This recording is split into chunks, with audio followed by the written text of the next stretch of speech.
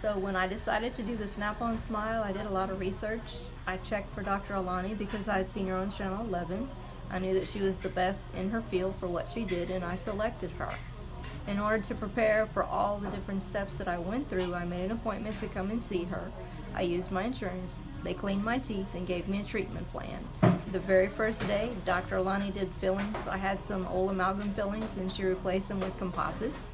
Gentle, I never had one bit of pain for anything. I had one tooth that was beyond repair, so she sent me the same day to an oral surgeon, Dr. Faridas, and she was amazing. I went there, she was very gentle, she removed my tooth.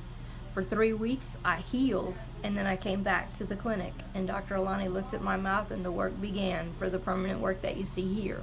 It was impressions. I bit down on some type of little wax thing, and then they did some impressions for a night guard because I do have bruxism. The next step was she sent me to an imaging clinic.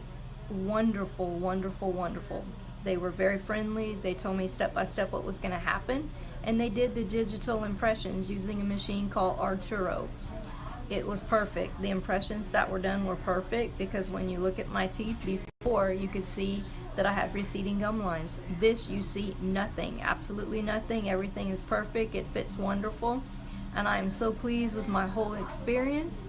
And I would advise anybody who wants a beautiful smile on a budget, come and see Dr. Alani. Let her look at your teeth. If you're coming from a different state, you can call and talk to Nancy. She'll give you the information to send the x-rays electronically so they can look at them.